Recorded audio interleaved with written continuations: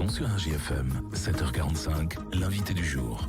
Dans quelques secondes, il sera 7h45. Merci de débuter la semaine en notre compagnie. C'est une semaine qui sera très sport dans les invités du jour parce qu'on a des gros événements à venir cette semaine. On va commencer par les bilans des clubs sportifs locaux. Le BSM Handball avait terminé sa saison la semaine dernière pour, en tout cas, les équipes seniors. Et on accueille son président Didier Brault ce matin. Bonjour Didier. Bonjour à tout le monde. Merci d'être avec nous ce matin. La saison s'est donc achevée la semaine dernière par une défaite à domicile face au leader incontesté, mais une belle résistance de l'équipe première du BSM qui termine donc 7e en National 2.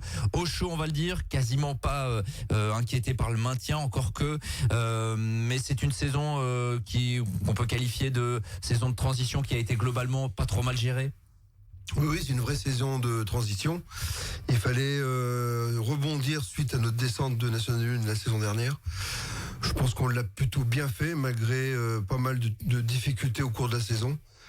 Mais globalement, je suis satisfait du parcours des deux équipes en National 2 et en National 3. Ouais, parce qu'on parlera de la N3 également, qui a également obtenu son maintien sans difficulté, en tout cas en milieu de tableau dans ce championnat de National 3. On l'a dit, c'est vrai qu'il y avait eu la descente la saison dernière. On aurait pu se dire, bah voilà, une équipe qui descend, elle peut avoir l'ambition légitime de remonter. C'était pas vraiment le cas en début de saison, et ça s'est confirmé finalement. Vous saviez qu'il fallait un petit peu, il fallait un petit peu attendre et être un peu patient avec cette équipe-là.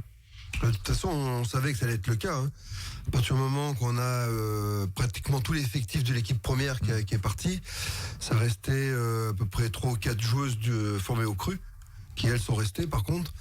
Donc on savait qu'on allait avoir une saison plutôt difficile même en National 2, car on aurait intégré pas mal de jeunes de la National 3. Donc il fallait aussi du temps pour que tout se mette en place, et même tout au long de la saison, on a vu que c'était pas si facile de pouvoir tenir un niveau dans une poule très homogène, où on peut aussi bien finir 4e que descendre la dernière journée. Ouais, effectivement, c'était très serré. Alors, il y avait devant des équipes qui marchaient très très fort, mais derrière c'était très très serré. Il y a eu en plus un peu d'instabilité sur le banc avec le changement en cours de saison, le départ d'Anthony Abbé, l'arrivée de Samy Lamdakar. Ça aussi, il y a un peu de mal à trouver cette stabilité. On va en reparler parce que ce sera également le cas la saison prochaine. Oui, tout à fait. De toute façon, on n'a pas eu les moyens de faire venir l'entraîneur qu'on avait choisi. Financièrement, on ne pouvait pas suivre. Donc on s'est replié sur Anthony Abbé, au départ, faut savoir qu'on voulait pas garder. Par rapport à ce qu'il faisait avec la National 3, on n'était pas non plus hyper convaincus. Malgré tout, on a fait un choix un peu par défaut, je dirais. D'ailleurs, ce choix, on l'a payé assez cash parce que moi, je l'appelle un peu entraîneur ChatGPT. C'est-à-dire qu'on a fait une prépa physique qui était complètement à côté de la plaque, et on a payé très cher en blessure sur la deuxième partie de saison, qui nous a très très compliqué par rapport au maintien. On a perdu 3 joueuses cadres. Donc après, c'est les jeunes qui ont essayé de compenser, et je les félicite, comme je l'avais fait avant le dernier match, parce que franchement, arriver à sortir les matchs qu'on a fait à la Halle, même si à l'extérieur on a été en difficulté quand même, c'est vraiment fait avec du cœur et l'amour du club. On rappelle qu'Anthony Abbé, finalement, il avait été pris la décision donc de ne pas continuer en cours de saison parce qu'il s'était engagé ailleurs pour la saison prochaine. Finalement, et que vous vouliez un petit peu travailler dans une perspective un peu plus lointaine. Samy Lamdakar, qui était entraîneur de la réserve, a donc pris l'équipe première et lui-même va donc partir. Ça, c'était pas prévu du tout dans le plan. Non, c'est pas prévu du tout parce que il avait un contrat de 2 ans, un contrat d'apprentissage. Donc un jeune entraîneur, on le rappelle. Qui est en formation, titre 5. Donc c'est quand même une grosse charge pour le club, au niveau finance, mais aussi au niveau temps, parce qu'il est souvent parti, donc il a fallu compenser avec d'autres profils, comme Pierre Boulade, que je salue encore une nouvelle fois pour son investissement pour le club. Donc on a fait des gros efforts tout au long de la saison, et c'est vrai que je suis quand même un petit peu déçu que à 2 journées de la fin, on m'annonce un départ pour un club où il va souvent en formation. Donc c'est un peu gênant pour des clubs comme nous qui sont excentrés de Lyon, encore une fois, et que globalement toutes les formations sont dans le secteur là-bas, et c'est plus facile de venir piocher que pour nous où on n'envoie jamais personne. Ouais, parce que le but à la base c'était de s'inscrire un peu plus dans la durée avec Samy. Donc voilà, ça c'était un peu un coup de massue. C'est compliqué, vous le disiez. C'est quoi? C'est le manque d'attrait du secteur, du bassin, d'une manière générale, la difficulté aussi peut-être financièrement à proposer ce que certains réclament, qui fait que vous avez du mal à trouver de la stabilité en fait. L'un va avec l'autre. On a une difficulté d'attrait du bassin. Il faut savoir qu'on n'est pas un bassin de handball non plus. Donc on a peu de ressources autour. C'est ce qui fait une instabilité au niveau de notre club. Pour aller chercher quand on a 2 équipes quand même qui sont sur du haut niveau. Et il faut quand même des personnes compétentes. Et en fait, n'ayant pas de ressources autour, on va toujours chercher un peu plus loin. Et comme les finances sont compliquées pour faire venir des profils, et on se rabat toujours sur des profils entre deux, quoi, je dirais moi. Et en fait, on paye cette instabilité parce que on a du mal à faire venir des gens qui veulent s'investir pleinement à Montluçon et qui ont les compétences. Ce qui va, je pense, changer sur les prochaines années. Alors justement, il a fallu faire un choix, donc notamment pour l'équipe première. Vous êtes tourné donc vers un entraîneur de La Réunion. Expliquez-nous qui il est finalement et comment vous avez choisi ce profil. En fait, c'est un couple de La Réunion. C'est mari et femme qui sont entraîneurs tous les deux, qui ont des diplômes et qui ont à La Réunion ont une très très grosse reconnaissance de la part du handball parce que ils ont sorti la plupart des profils Pôle Espoir féminin et masculin. C'est des gens qui travaillent sur le fond, qui travaillent sur le fond aussi pour le club, sur la formation. Ils sont vraiment reconnus là-dessus. Donc nous on a préféré, quitte à avoir un peu moins peut-être de ciblage sur l'équipe première, comme on a pu faire ces quelques années, notamment avec la Nationale 1, d'avoir des gens qui vont plutôt retravailler la formation et peut-être avoir un peu moins de l'esprit compétition pour les équipes seniors. Mais malgré tout, je pense que n'importe quel entraîneur n'a pas envie de perdre.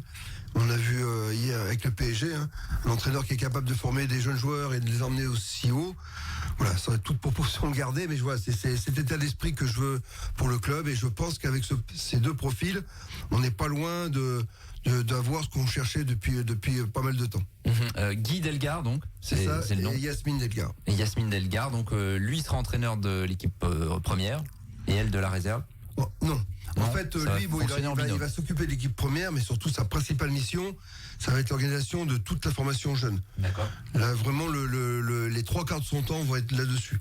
Et il va être accompagné de son épouse, qui va être aussi sur les jeunes, qui vont s'occuper des sections que l'on a à Jules Verne, à Bien-Assis, et qu'on va essayer de relancer au lycée Paul Constant.